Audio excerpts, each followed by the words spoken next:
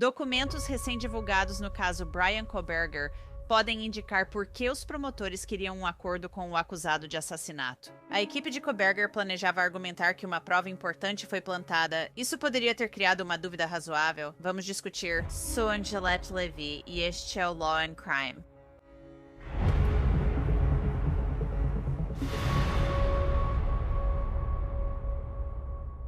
Estar online faz parte da vida, mas perceber quanta informação pessoal sua está disponível pode assustar. Por isso gosto do Incogni. A empresa pode realmente te ajudar a proteger suas informações pessoais, como seu nome, número de telefone, endereço e outros dados. Assim, golpistas e corretores de dados não conseguem acessar e vender essas informações. Cadastre-se no site do Incogni para que comecem a remover seus dados. A configuração é rápida e leva minutos. Basta criar uma conta autorizando a Cogni a agir por você e eles fazem o resto. Com o novo recurso de remoções personalizadas dos planos ilimitados, você envia links com seus dados e um especialista os remove para você. Se valoriza sua segurança online, recupere seus dados com a Incogni. Use o código CrimeFix e ganhe 60% de desconto no plano anual. Quando o caso de Bryan Kohberger estava avançando para o julgamento, tivemos algumas pistas sobre qual seria a estratégia de defesa dele. Mas, sinceramente, eles não tinham muitas opções além de atacar as provas do Estado. A juíza Hippler decidiu semanas antes do júri que Kohberger não poderia culpar amigos das vítimas pelos assassinatos. Ele tinha poucas opções e nenhum álibi aceito pela juíza. Apesar da confissão de Kohberger, ainda há quem acredite em sua inocência na internet, dizendo que ele só se declarou culpado para evitar a pena de morte. Estamos descobrindo agora, a partir de documentos recém-divulgados, que Bryan Kohberger definitivamente iria alegar que as provas foram plantadas, especificamente aquela bainha de faca K-Bar que a polícia disse ter sido encontrada ao lado da perna da vítima Maddie Mogan. Em julho de 2025, Bryan Kohberger aceitou se declarar culpado por invadir a casa na King Road e matar Maddie Mogan, Caliph Gonçalves, Ethan Chapin e Shanna Cornwell, esfaqueados na manhã de 13 de novembro de 2022. Os assassinatos foram horríveis. A maioria dos estudantes foi esfaqueada enquanto dormia, exceto Shanna. Lendo os novos relatórios, é possível que Caliph e Ethan tenham acordado durante o ataque. Os ataques aos estudantes foram absolutamente hediondos. Laudos apontam que Caliph teve mais de 24 ferimentos no rosto e foi esfaqueada no peito. O álcool no sangue dela passou um pouco do limite legal, 0,107. Promotores afirmaram que Maddie não pôde se defender devido ao alto nível de intoxicação, com 0,282 de álcool no sangue. Ela sofreu 13 facadas no rosto, couro cabeludo e pescoço, além de ferimentos nos pulmões e no fígado. Já falei que Shanna lutou pela vida. E a autópsia dela revelou que ela sofreu 23 facadas no rosto, pescoço e couro cabeludo, e 25 ferimentos nos membros superiores, ou seja, nos braços, além de outros ferimentos fatais no coração e na veia jugular. O sangue dela tinha 0,229 de álcool e presença de anfetamina. Ethan, namorado de Shanna, tinha anfetamina no corpo e 0,122 de álcool no sangue. Ele teve cortes de faca na cabeça, couro cabeludo, peito e pernas. Ethan teve um ferimento fatal na jugular. Agora compartilho essas informações para que entendam o que o júri ouviria dos promotores e o que a defesa de Kohberger apresentaria. Isso poderia ter se transformado em uma batalha de especialistas. A defesa chamaria o especialista Dr. Brent Turvey para dar sua opinião sobre questões da cena do crime. Algumas opiniões dele me surpreendem, outras não, considerando minha cobertura do caso e as alegações da defesa. Primeiramente, o Dr. Turvey testemunharia que os corpos de Maddie e Kaylee foram posicionados. Ele afirmou que o de Kaylee parecia ter sido movido, assim como a perna esquerda de Maddie. Porém, o Estado queria chamar Paulette Sutton, especialista, para contestar Turvey. Sutton dizia que posicionar os corpos intencionalmente era impossível. Mas essa não seria a única explicação para o motivo de os corpos terem se movido agora. A defesa de Kohberger destacou repetidamente a ausência de sangue em seu Hyundai Elantra branco e apartamento. O CSI desmontou aquele Elantra branco e não encontrou uma única gota de sangue das vítimas naquele veículo. A promotoria afirmou que o histórico de Koberger em criminologia lhe deu o conhecimento para evitar contaminação e limpar a cena do crime. Depois, Paulette Sutton ia testemunhar. A ausência de transferência secundária em um veículo supostamente usado deve considerar o que se aplica à cena em questão. Primeiro, é preciso considerar que houve transferência secundária limitada na cena, atribuída a alguém além de Mogan, Gonçalves, Cronodal ou Chapin. Um agressor pode facilmente remover roupas de proteção e protetores de sapato, ou colocar coberturas limpas sobre roupas ou sapatos manchados antes de entrar em contato com seu veículo ou residência. Você pode limpar ou remover o excesso de sangue antes de tocar outras superfícies. Agora é difícil falar disso, mas havia sangue de Kaylee, Maddie e Ethan pingado pela casa. Foto mostra o corrimão que liga o terceiro andar com os quartos da Kaylee e Maddie ao segundo andar. O relatório afirma que havia sangue no corrimão com DNA de Maddie. Há mais manchas de sangue nas escadas e na parede, identificadas como mancha K e J nos relatórios. Na sala de estar, na meia parede acima das escadas para a porta da frente, o relatório diz que há uma mancha de transferência de sangue pertencente a Ethan Chapin, segundo o relatório. Não há evidências de que Ethan tenha saído do quarto da Shanna depois de ter sido esfaqueado. Na meia parede, perto da mesa de beer pong, o relatório aponta respingos de sangue, com Kaylee como principal doadora de DNA e Maddie como secundária. O relatório aponta que respingos ocorrem quando o sangue sai de um objeto em movimento. Advogados de Koberger queriam que a doutora Turvey testemunhasse sobre isso. Segundo a doutora Turvey, seria impossível uma só pessoa cometer os assassinatos em apenas 12 minutos. Provavelmente 2 agressores cometeram esses assassinatos, escreveu a doutora Turvey.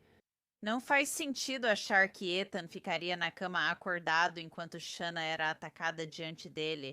Essas evidências e o contexto sugerem um segundo agressor, disse Turvey. Pelo menos 2 suspeitos participaram do ataque. Isso é indicado pelo fato de que várias armas foram usadas contra Kaylee, que vários tipos de força letal foram usados contra Kaylee. Ethan e Shanna parecem ter sido atacados simultaneamente. Paulette Sutton comentou que isso contradiz a teoria do Estado de que os crimes foram cometidos por uma só pessoa. Há evidências de que Ethan Chapin e Shanna Cornodle estavam em proximidade um do outro em algum momento após o início do ataque. A presença de sangue e DNA de Cornodle sob as unhas de Ethan Chapin e de sangue e DNA de Chapin sob as unhas de Shanna Cornodle evidenciam o ocorrido. Um agressor poderia conter 2 pessoas que estivessem próximas uma da outra, especialmente se o agressor estivesse armado. Um autor pode usar mais de uma arma e empregar diferentes tipos de força letal. Sobre a bainha da faca, foi a principal evidência que ligou Brian Koberger à cena do crime pelo DNA na alça de couro. Essa bainha foi achada parcialmente sob a perna de Maddie Mogan e seu cobertor. A doutora Turvey testemunharia para a defesa que, em sua opinião, a bainha foi plantada. Turvey relata que a bainha da faca foi colocada de propósito pelos seguintes motivos. A encenação da cena do crime refere-se a uma tentativa de confundir ou desviar a investigação policial, alterando, fabricando ou plantando evidências relacionadas à cena do crime. Uma bainha de faca K-Bar foi achada na cena do crime pelas autoridades. A evidência de encenação sobre este item de prova é a seguinte. A bainha foi encontrada colocada de forma precária, logo abaixo do corpo de Madison Mogan e parcialmente coberta pelo edredom que estava sobre a parte central do corpo dela. Segundo os suspeitos, não foi um acidente cair ali. O Estado contava com Paulette Sutton como testemunha. A bainha também poderia ter ficado presa sob Madison Mogan ao mover a perna esquerda para fora da cama. Se movesse a perna esquerda rápido, não teria mexido. O edredom. Nesse caso, a bainha ficaria presa entre o edredom e a cama. Então, para realmente aprofundar essa ideia de encenação da bainha na cena do crime, sobre a qual a doutora Brent Turvey iria testemunhar caso tivesse havido um julgamento. Quero chamar a doutora Laura Petler. Ela é criminóloga e, na verdade, estudou o trabalho de Brent Turvey. Doutora Petler, é um prazer tê-la aqui. Obrigada por participar. Gostaria de saber sua opinião sobre esse primeiro ponto que o Dr. Turvey levantou, Que uma tentativa de encenar algo é uma forma de desviar uma investigação policial. O Dr. Turvey parece não acusar os policiais de encenação ou de plantar a bainha, mas talvez sugira que outra pessoa fez isso. Oi, Angelete, obrigada por me receber. Estou feliz em estar aqui. Sim, então eu li o trabalho do Brent Turvey ao longo dos anos. E eu entendo as definições de encenação dele e entendo a premissa que estava contida nos documentos. Um, Concordo que a encenação tenta manipular as evidências intencionalmente, ou pode ser qualquer tipo de evidência, na verdade, para desviar uma investigação de morte ou uma investigação policial. E eu também entendo que ele não estava tentando acusar os policiais, mas talvez acusando outra pessoa de ter colocado aquela bainha ali. E para mim, a primeira coisa que achei interessante é que para haver um elemento de encenação, geralmente há vínculo entre vítima e agressor. E uma das coisas que acho importante destacar é que eles não conseguiram estabelecer uma relação entre o Sr. Kohlberger e as vítimas neste caso. Essa foi a primeira coisa que quis mencionar sobre a encenação, pois geralmente envolve a relação entre vítima e agressor. Sim, e nunca foi estabelecida nenhuma relação entre Brian Koberger e nenhuma dessas vítimas, sabe? A polícia investigou e não conseguiu encontrar nenhuma conexão. Eles disseram isso durante e após a sentença desse caso. Achei interessante e não sei como teriam superado isso. O fato era que o DNA de Brian Koberger estava na alça de couro da bainha. Era um DNA masculino de fonte única dele. Eu não sei como eles teriam superado esse obstáculo, sabe? Então, quero dizer, não sei se eles teriam dito, não sei se a defesa teria dito. Alguém roubou a bainha dele do carro dele. Sim, ele era o dono porque comprou na Amazon. O que você acha que fariam ou tem alguma opinião?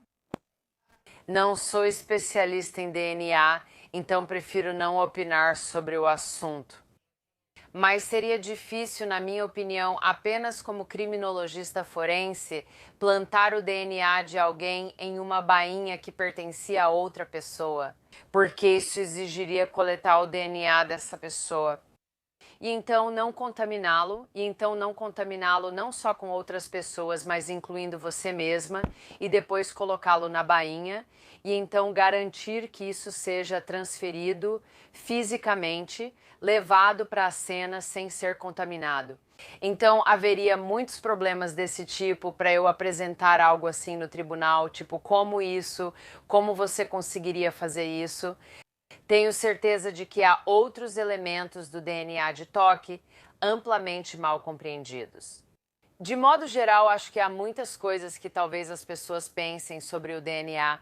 Devemos confiar nos especialistas para que opinem sobre o DNA, já que ele pode ser transferido. Então, eu não acho que isso teria permanecido. Sim, eu sei. Entrevistei uma especialista em DNA há cerca de 1 ano e meio que disse literalmente DNA de fonte única. Seria muito difícil fazer isso. Quero abordar o segundo ponto levantado pela doutora Turvey, que disse que sentiu isso basicamente. Essa bainha foi colocada ali de propósito, segundo os documentos, pois era nova, sem uso ou sinais de desgaste no couro. E então Paulette Sutton, a perita do estado, ela iria testemunhar para rebater isso e ela teria dito que não sabe por quê. Isso teria provado que houve uma encenação, ela disse. Isso poderia facilmente significar que a faca foi usada apenas levemente no passado, ou que foi comprada apenas para esses homicídios. O que você acha desses dois argumentos? Eu acho que Paulette é uma especialista muito detalhista. Tive a honra de trabalhar e aprender com ela recentemente. Acho que faz uns 20 anos. Ela foi uma das minhas primeiras instrutoras, então conheço bem a Paulette e seu trabalho.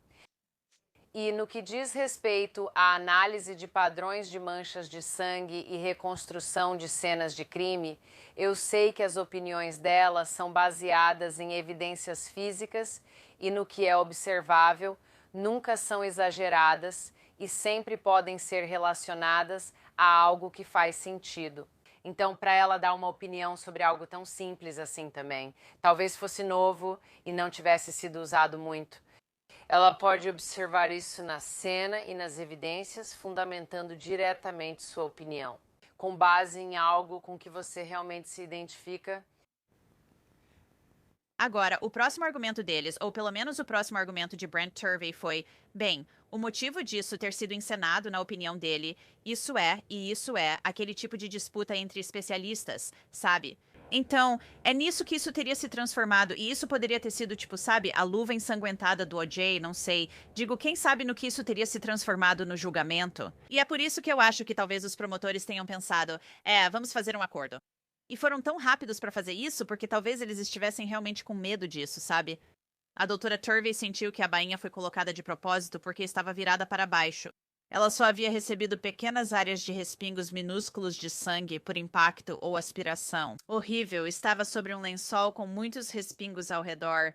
Ele comentou sobre a inconsistência dos respingos de sangue. A dispersão e a densidade mostram transferências em momentos, condições e intensidades diferentes.